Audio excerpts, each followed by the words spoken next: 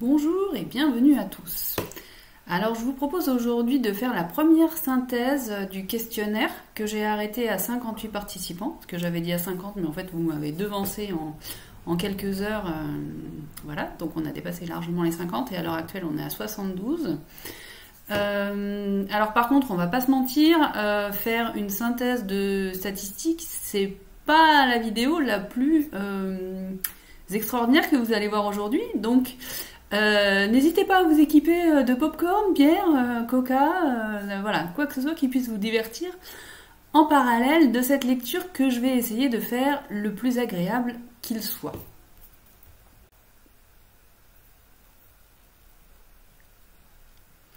Alors commençons. Sur un panel de 58 réponses, nous avons 49 femmes, 8 hommes et une personne qui n'a pas souhaité se genrer. Et le panel d'âge que vous avez à l'heure actuelle, on est compris entre 21 ans et 68 ans et demi. Les âges au moment de la reconnexion sont compris entre 11 ans et 67 ans. Alors on peut faire un premier constat, les femmes répondent plus au questionnaire que les hommes, mais ça c'est quelque chose qui est sociétal et qui est avéré. Et en parallèle, on note que la longueur des parcours n'est pas déterminée par l'âge au moment de la reconnexion. Pourquoi je dis ça ? Eh bien, il y a des données que je ne vais pas pouvoir vous communiquer voilà, en capture d'écran comme ça, parce que c'est des choses qui sont beaucoup trop personnelles. Mais autant on peut déterminer qu'on est dans un parcours long quand il y a une reconnexion extrêmement tôt et qui s'est passé une trentaine d'années et qu'on peut avoir la prise de conscience de ce lien arrivé à 60 ans et il peut s'être passé 10, 20, 30 ans. Mais par contre, des reconnexions qui ont lieu à 65 ans ou à 66 ou à 67, on est dans un parcours court. L'âge n'est en rien une différence entre parcours court et parcours long.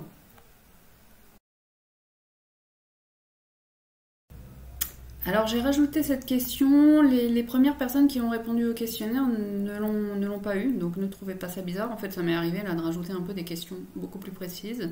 Je voulais savoir si vous saviez si votre autre était au courant du lien. C'était une question intéressante. Il s'avère que 12 personnes ont répondu non et 8 ont répondu oui. Pourquoi cela m'intéressait de poser cette question ? Parce que je voulais voir s'il y avait une réelle corrélation entre la polarité au moment de la connexion et l'éveil au lien. Il s'avère que vous êtes 100% à être éveillé au lien puisque vous êtes en train de répondre à un questionnaire flamme jumelle, donc vous avez compris. Et vous êtes aussi 82% à considérer que vous étiez yang au moment de la rencontre, de la reconnexion.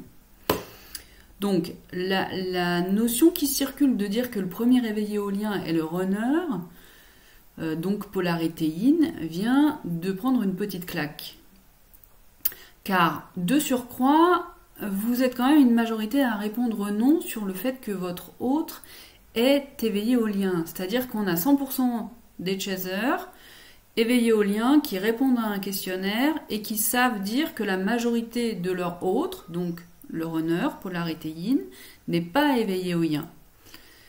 Ce qui est un constat du fait que l'éveil ne vient pas du yin, sauf qu'on peut considérer que également les deux sont éveillés et que la polarité yin, c'est un éveil inconscient.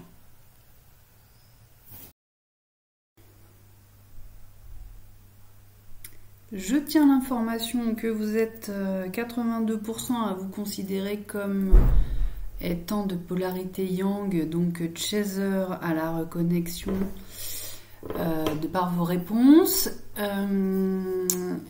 Et vous avez rajouté plein de petits détails, donc j'ai ajouté en fait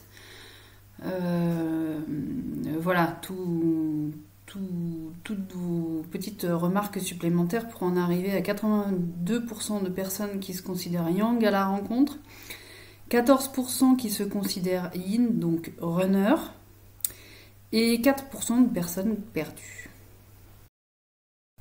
Et là aussi, j'ai rajouté une question supplémentaire. J'ai des soupçons sur l'origine de la polarité. Donc, je vous ai demandé comment vous considériez-vous quand vous étiez enfant en termes de polarité.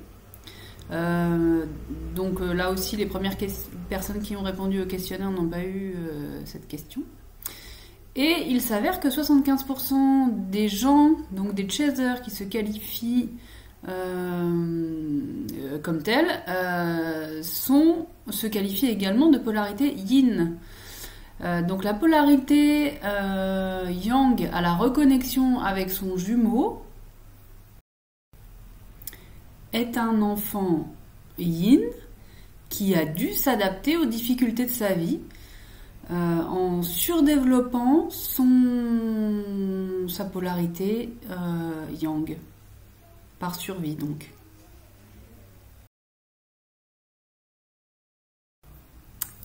À la question, est-ce que vous avez vécu une nuit noire de l'âme? Bon là, une majorité totalement assez écrasante, surtout si on considère les gens qui ne savent pas dans ce même camembert. J'ai caché certaines réponses qui contenaient soit des dates, soit des informations beaucoup trop personnelles que je ne pouvais pas divulguer, mais ce sont bien entendu les captures d'écran officielles de vos réponses.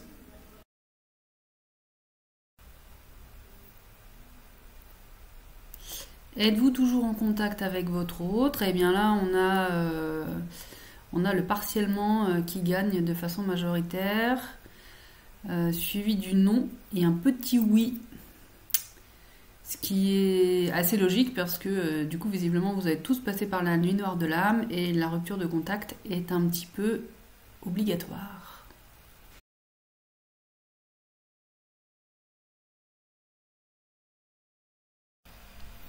À la question est-ce que cette rencontre a bouleversé votre vie professionnelle, on a une écrasante majorité.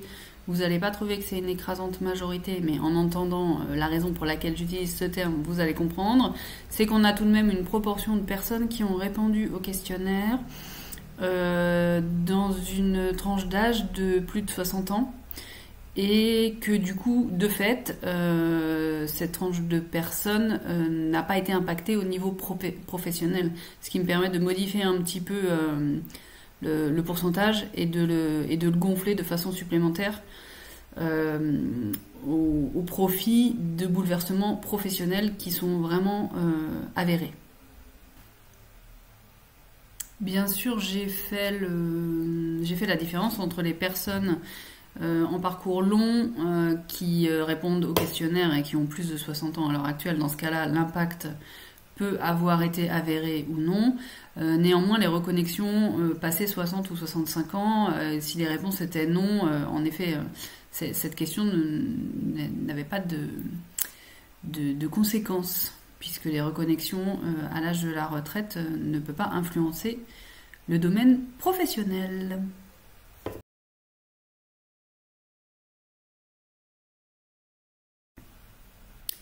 Est-ce que cette rencontre, cette reconnexion a déclenché une curiosité accrue vers la spiritualité? Bon là on a une écrasante, presque totale majorité de oui, en effet, entre les gens qui étaient déjà éveillés et ceux qui ont poursuivi sur ce chemin, et ceux qui ont été obligés de le prendre.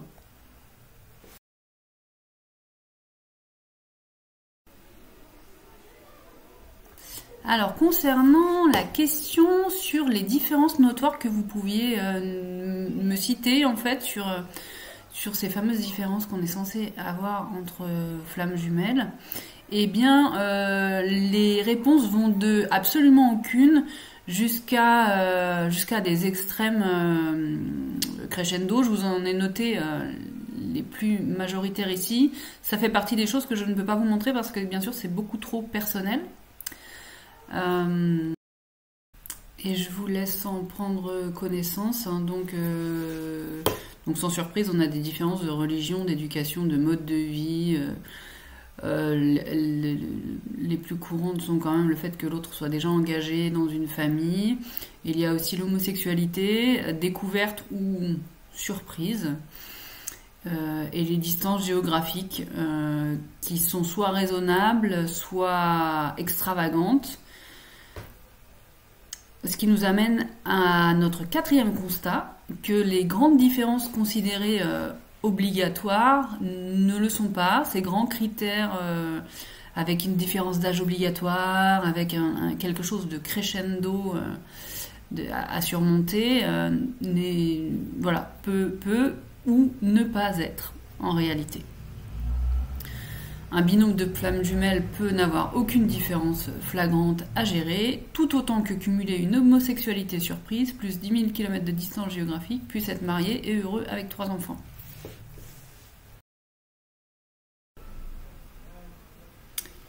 Et donc la cerise sur le gâteau, c'est que c'est vous qui avez choisi en fait toutes ces petites options supplémentaires.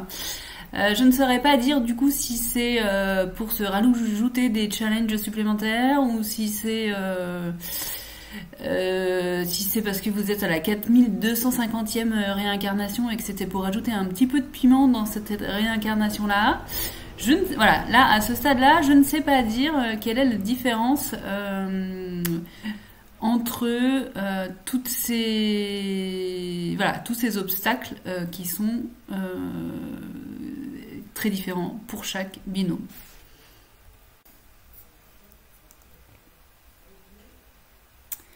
Alors, nous allons passer à la question. Là, je les ai mis en simultané l'une sur l'autre. Est-ce que vous étiez en couple? Est-ce que il ou elle était en couple au moment de la reconnexion? Donc là, on voit qu'on a une espèce de parité entre le runner et le chaser. Par contre,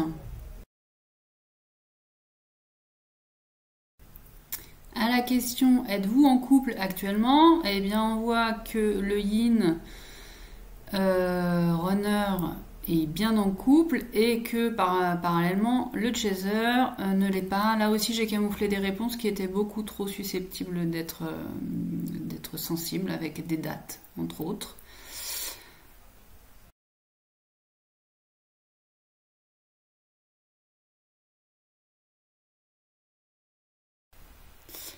Alors en cinquième constat, on peut clairement constater que nos amis runners n'ont pas du tout oublié cette petite ligne dans le contrat qui leur permet d'adopter des tierces personnes. J'ai envie de rajouter que s'ils se souvenaient de toutes les autres lignes, on pourrait avancer un petit peu plus vite.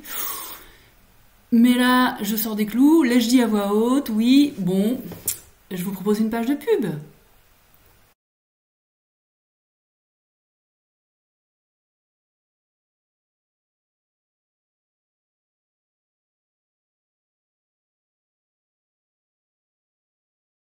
Que vous noterez les efforts que je fais pour essayer de dynamiser cette vidéo qui au demeurant n'était pas censée être hyper marrante.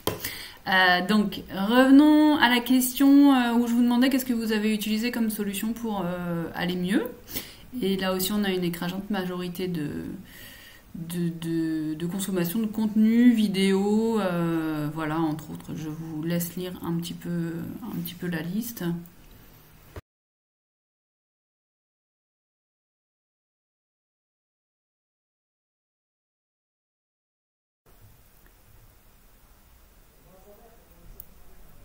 À la question êtes-vous en réunion avec notre autre? Eh bien, nous sommes heureux de compter parmi nous 2 personnes, 2 couples de jumeaux qui sont réunis et qui ont conscience qu'il faut continuer à travailler.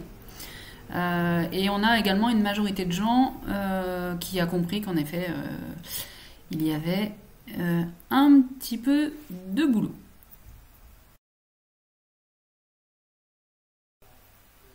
Nous allons en finir avec ce premier tour de piste de ce premier recollement de sondage, avec la question où je vous demandais votre définition de ce lien. Sans surprise, le mot qui revient avec la plus grande récurrence, c'est celui-ci.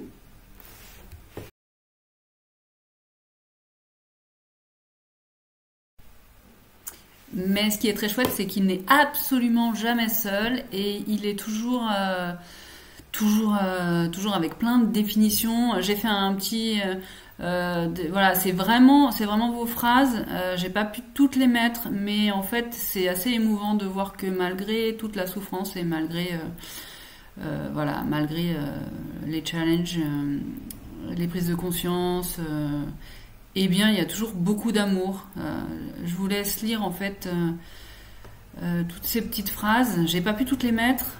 Elles sont belles, elles sont très équilibrées en fait entre la réalité de la souffrance qui est tangible, mais aussi la conscience de la beauté de ce lien, même si c'est difficile à voir quand on est dans son début.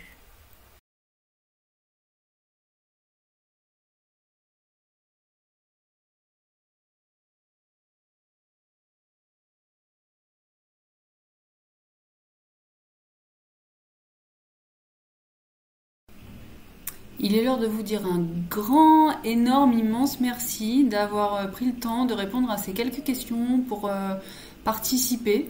J'ai listé ici, j'ai repris vos initiales, j'ai enlevé éventuellement les lettres des noms pour les personnes qui avaient mis les prénoms pour ne pas qu'elles puissent être identifiées avec leur nom. Je vous ai tous cités ici et je remercie de façon orale les gens qui n'ont pas souhaité ni donner leur localisation géographique ni leur prénom en les remerciant donc de vive voix de leur participation.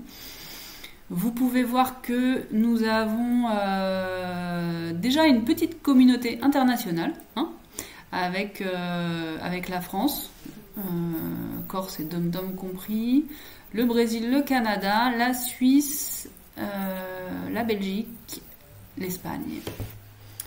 Donc j'espère que ce petit compte-rendu vous aura plu et qu'il aura été suffisamment fluide. Je vous remercie encore de tout cœur et je vous dis à bientôt.